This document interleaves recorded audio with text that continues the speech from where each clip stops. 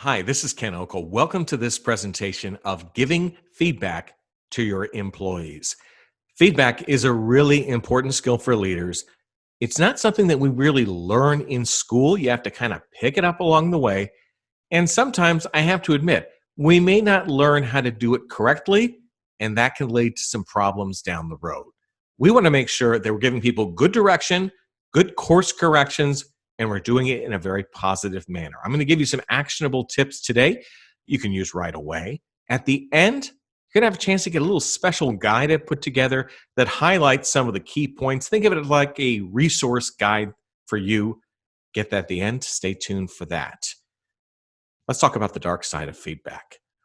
Because sometimes when we don't give feedback to employees, problems can grow. You meant to talk to someone the other day about a little problem, a little thing they were doing wrong.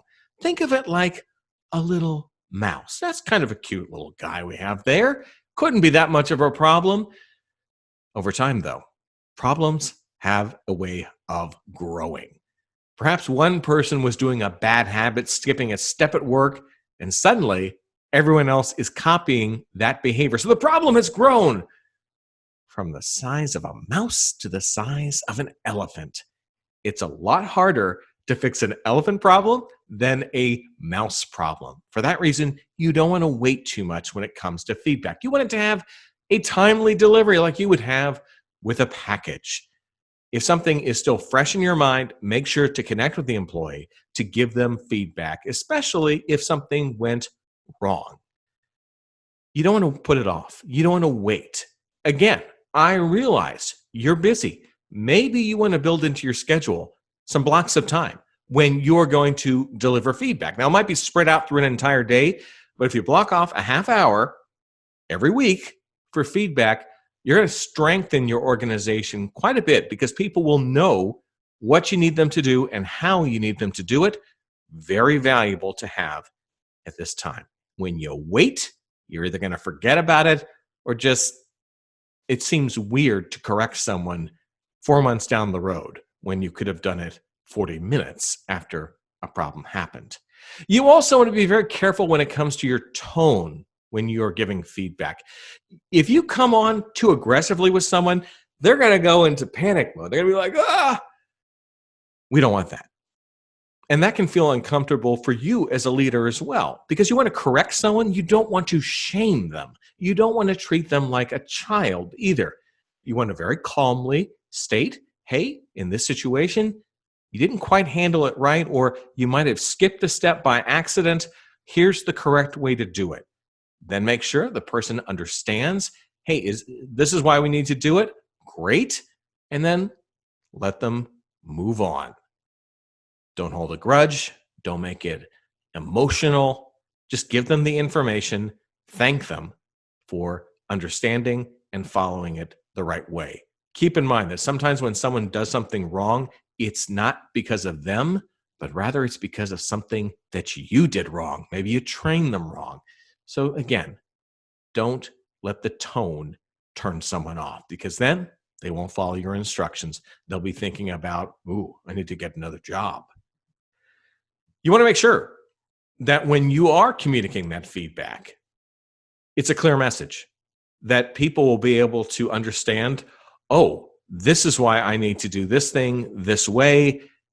It's very clear, easy to understand. And a reason why you want to do this as well is it should be repeatable. So if someone was doing something wrong and then they see a colleague doing something wrong, they're able to tell that person, hey, I just found out that we're not supposed to do it this way because of this, that, and the other thing. That really signifies when you've given a clear message, when people not only understand it, but they can repeat it. It's good to give feedback, but I do realize that there are going to be those times when you're not around. You can't necessarily be everywhere all at once. So is there some sort of roadmap, a guide that you can give people when it comes to some of your processes and procedures, especially those if you find that you're having to give people feedback a lot, little course corrections, little things like that? What's the best delivery method for it? Is it something like a policy manual that people could have? Is it something that you put online on your intranet resource that people have there. Maybe it's some form of an infographic or signage where people can refer to it quickly. Think about what is the best way for some of that information to be conveyed to your employees, how will it stick with them, and how will it make sure that your standards are upheld when you're not around. Along those lines, I really suggest when you're developing something like this, can you make the feedback memorable? I don't mean like yelling at somebody or, being weird. I mean, is there an acronym that you can give? Is there a phrase that explains the right way to do it? Almost like something that rhymes. The better you do this, the more it will stick in someone's head. So think about that. Is there a catchy way to get across the concept, the feedback that you want to provide? Finally, when it comes to feedback, we've been talking a lot about negative feedback, where you're having to correct someone, give them the right way to do it. Sometimes, though, we need to give more feedback about the good stuff, about the stuff that should be celebrated. And while your organization may have some awards for the performer of the month, I am guessing that there are lots of people who are doing great work in your organization, little here, little there. They're kind of unsung heroes. Can you use feedback as a way to give them a very friendly, HR-friendly pat on the back?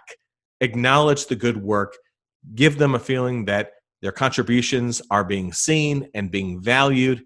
This just takes a moment or two, but it can really make a difference. I mean, think back to when you were a kid and you took a test and the teacher maybe put a smiley face next to your grade or said, "Good job."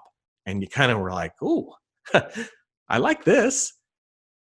Things haven't changed. We still like that positive reinforcement as adults. So don't forget the positive feedback. Because again, often when we get busy, when things are changing, we're so busy with COVID-19 changes, we forget about the good feedback. Make sure you do that. You will become memorable and treasured as a leader if you're able to do this. Remember that guide I talked about earlier?